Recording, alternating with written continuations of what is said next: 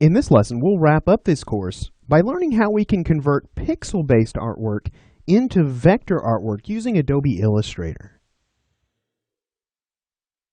All right, so if you want to open up the Lesson 10 Begin file, you'll be able to follow along with me. So this is actually a pixel-based or raster image that I drew in one of our Photoshop courses. Now, we started this course off learning the difference between vector artwork and pixel artwork, so I figured it was only a natural place to end it by showing you how we can take pixel-based artwork like this and change it over to vector artwork. So if we zoom in here on my artboard, you can see here, if I get in pretty close, you can actually see the pixels in this raster artwork. So there is a tool set that Illustrator has for converting this raster artwork, and it used to be referred to as Live Trace. Well, I'm actually in Illustrator CS6, and it's been renamed in Illustrator CS6.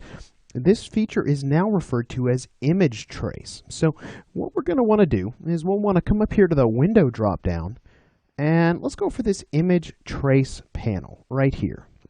Okay, so I've got this panel open here, and you can see that all the options or controls inside this panel are currently grayed out.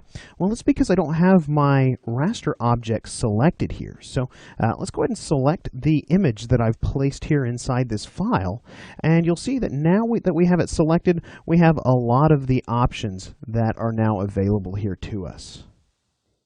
Let's go ahead and explore a few of these options here. So up here at the top, you can see there are several different preset buttons. If I were to mouse over one of these and read the tooltip that pops up, you can see that each one of these is going to have a very specific outcome for tracing this image. So you can see this one is an automatic color preset.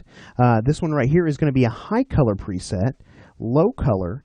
Then we have grayscale, black and white, and outline. So let's just go ahead and click on a few of these here and experiment with these. When I click on this option right here, you should see this preview box in the bottom left corner get checked. So this is previewing right on our artboard what this object is going to look like when converted to pixels.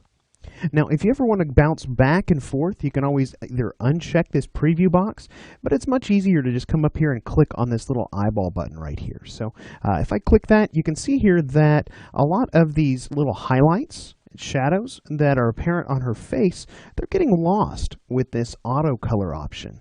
So this might not be the most accurate option to use if we were wanting to faithfully recreate this raster artwork in terms of vectors. So let's come over here and select this next one, this high color.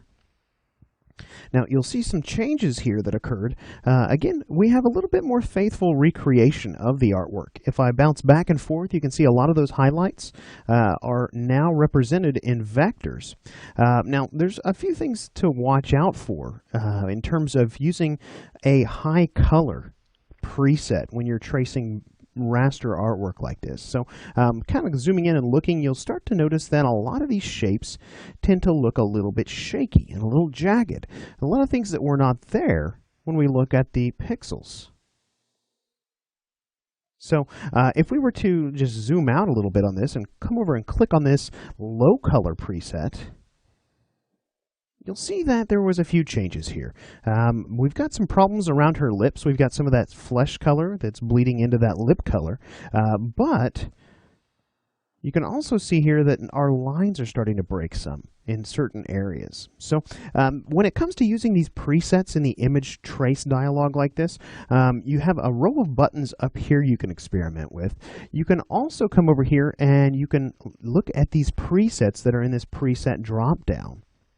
Let's go ahead and select this high fidelity photo.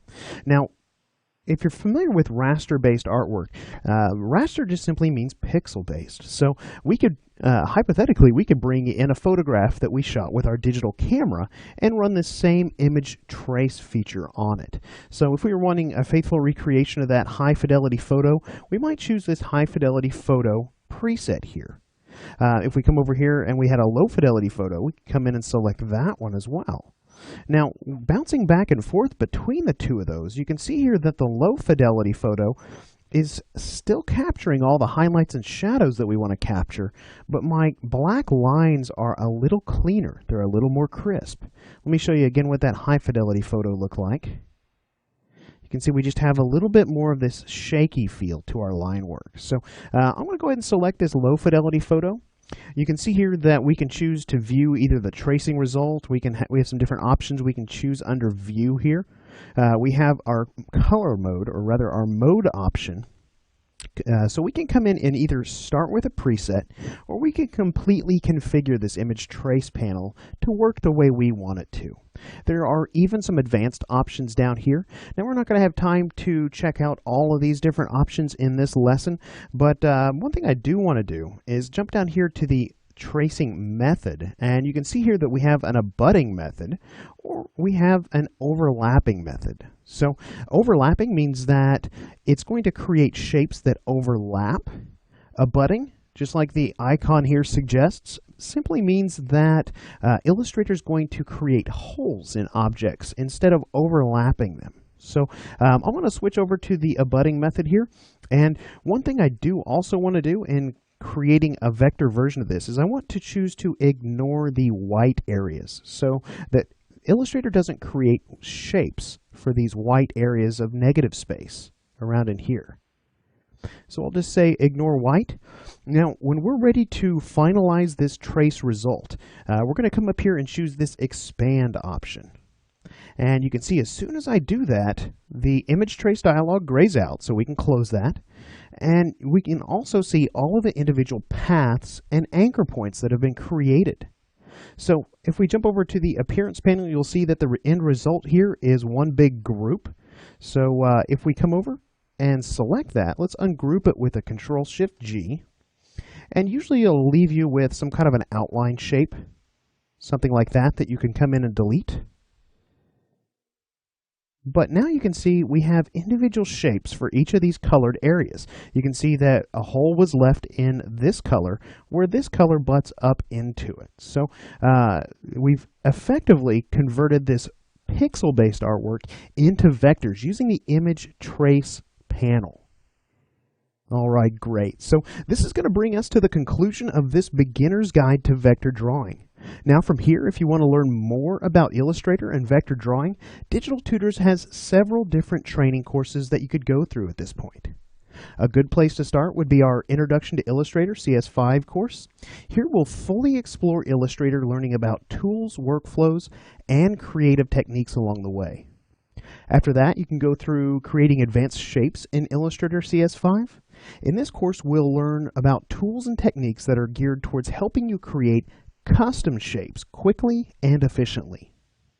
After that, feel free to jump into some more focused or advanced topics, such as creating an ornate logo type in Illustrator, or even understanding gradient meshes in Illustrator CS5. So if you've enjoyed this course and want to learn more, make sure and check out all the additional courses we have available at digitaltutors.com.